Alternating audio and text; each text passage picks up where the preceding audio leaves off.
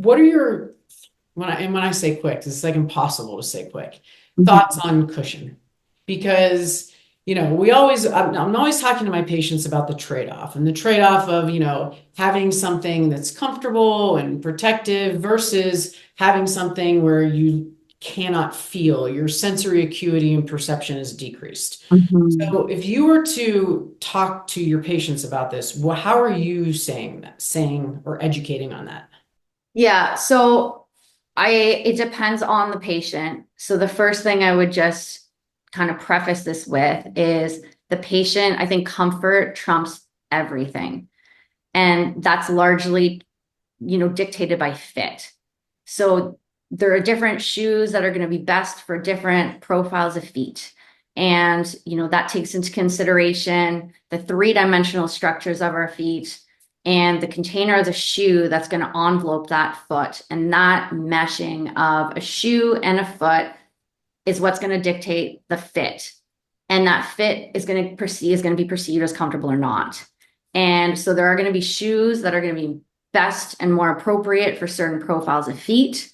And there are times that comfort is going to be great with that perfect fit. And there's going to be times that comfort and fit don't necessarily work hand in hand. And so I think comfort kind of trumps everything. Even if you have the perfect fit, if it's not comfortable, compliance is going to decrease. They're not going to wear it. It doesn't matter. So that's kind of the first big thing I would say. The piece with cushion, though, is super, super interesting because everyone assumes the softer the shoe, the more comfortable it's going to be. And especially, I think the perfect example is your older adults that's at risk of falls. And they're always the population that wants that soft, plush cushion underneath their foot. And I think it's really important to recognize that cushioning is going to result in larger changes in your center of pressure while you walk. And it's been now scientifically validated that cushion is not good for balance control. It is going to increase your risk of falls when you have a softer device underneath your foot. The best for balance control is something that's hard. Now, it comes back to comfort again. They need to wear it. So if someone comes in and they say, I want something really, really, really soft, and they have no impairment to their balance and stability, and they are not at risk of falls, then have at her. Wear something that's comfortable if you're going to wear it, that's soft. But if you have somebody who is, you need a lightweight shoe, for example, because they have troubles lifting their foot into the swing phase of gait because they're, let's say, an older individual, they don't have the same muscle tone and strength that they did before, and they really, really want something that is soft. That's when I think it's important to have conversations with our patients and explain to them that if we can move you a little bit more, like footwear is on a spectrum, we don't have to jump to the other end of the spectrum, but if we can move you a little bit more towards some reduced cushioning and compromise, maybe you add a little bit of cushioning in an orthotic, but you reduce the cushioning of the shoe.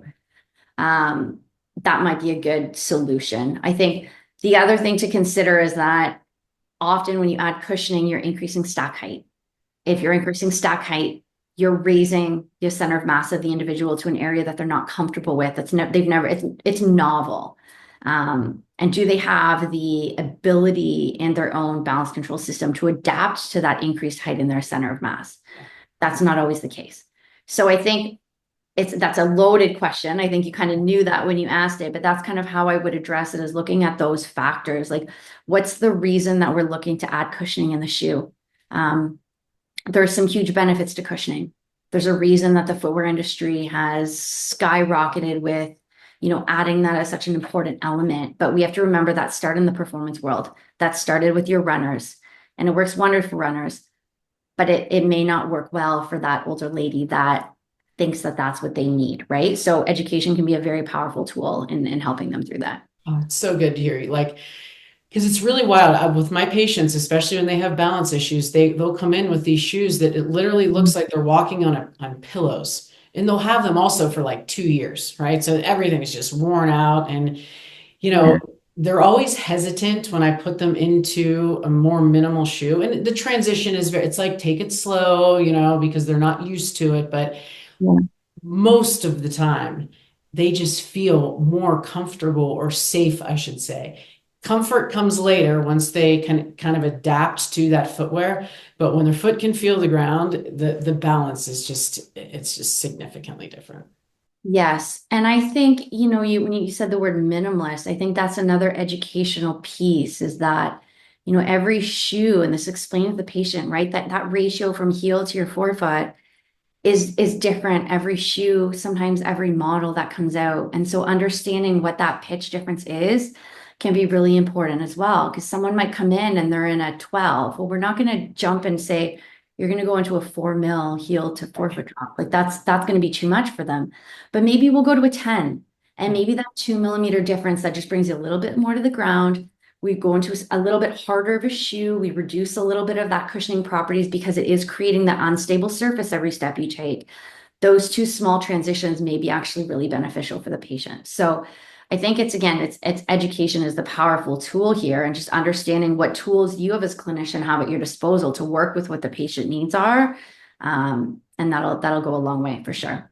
Yeah, that concept of having a shoe spectrum, I think, is so important because our Mhm. like, you're either over here in max cushion or then you have like the barefoot shoe world. And it's not this always or never conversation. It's, I'm always telling my patients there has to be this spectrum where, and it's like if you ride bikes. I'm like, people have a mountain bike, they have a gravel bike, they have a road bike, there's a different Yes. bike for the task at hand. And I think we need to Yes. consider that with footwear too.